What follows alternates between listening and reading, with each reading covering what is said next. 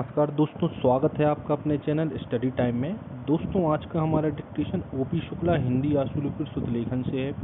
ये डिक्टेशन 100 शब्द प्रति मिनट की गति से होगी। प्रश्न पत्र संख्या है 1977। स्टार्ट।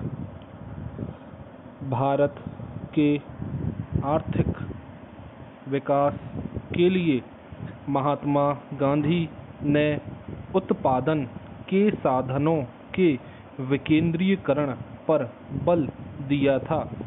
उत्पादनों के साधनों के विकेंद्रीकरण से कुछ व्यक्तियों का देश की संपूर्ण अर्थव्यवस्था पर नियंत्रण रहता है। कुछ मुट्ठी भर व्यक्ति लाखों व्यक्तियों के जीवन को नियंत्रित करते हैं। बाजार में वस्तुओं की कमी उत्पन्न करना, वस्तुओं के लिए मनमानी कीमतें वसूल करना तथा सामान्य जनता का शोषण करना, यह उद्योगों के विकेंद्रीकरण का ही फल है। आज के प्रजातंत्र के युग में भी उद्योगपति जनता के एक बहुत बड़े भाग पर नियंत्रण रखते हैं। यदि हमें अपनी प्रजातंत्रीय व्यवस्था को जीवित रखना है तो आर्थिक मामलों में प्रजातांत्रिक व्यवस्था लानी होगी।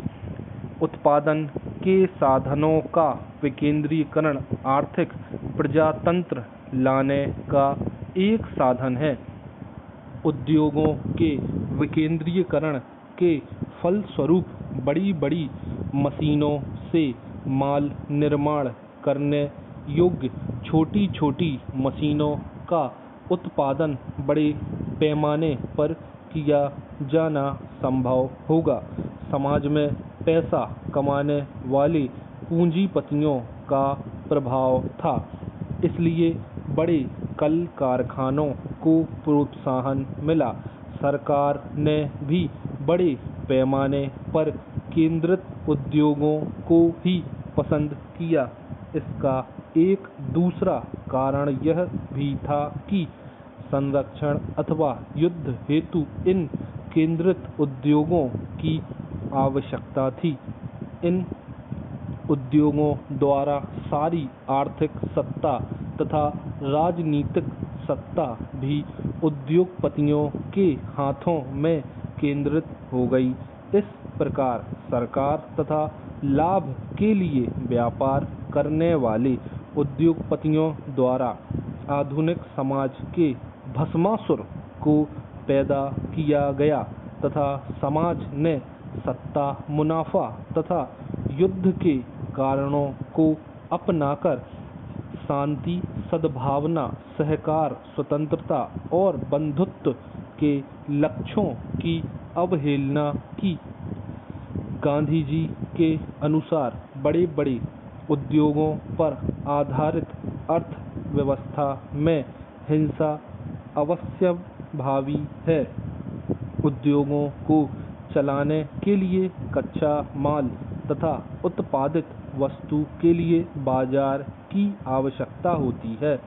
जब कोई औद्योगिक देश कच्चा माल तथा बाजार को अपने उद्योगों के संचालन के लिए नियंत्रित करना चाहता है तो वह हिंसा का सहारा लेता है तथा उद्योगों के विकास का परिणाम हिंसा पर आधारित अर्थव्यवस्था होती है।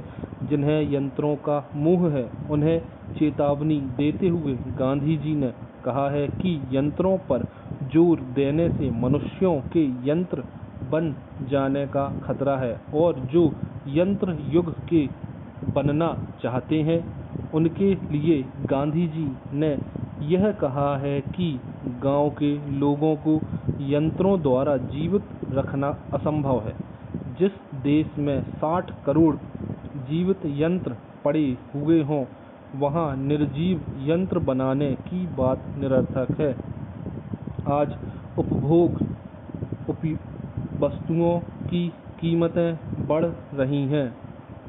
गांधी जी की राय में उत्पादन में कितनी ही वृद्धि क्यों ना हो जाए, और बड़े उद्योगों में कितना ही काम धंधा क्यों ना बढ़ा दिया जाए, यदि हमारी अर्थव्यवस्था का आधार लगान, कर्ज, मुनाफा, भाड़ा आदि रहा तो बेकारी और गरीबी की समस्याओं का निराकरण हो ही नहीं सकता।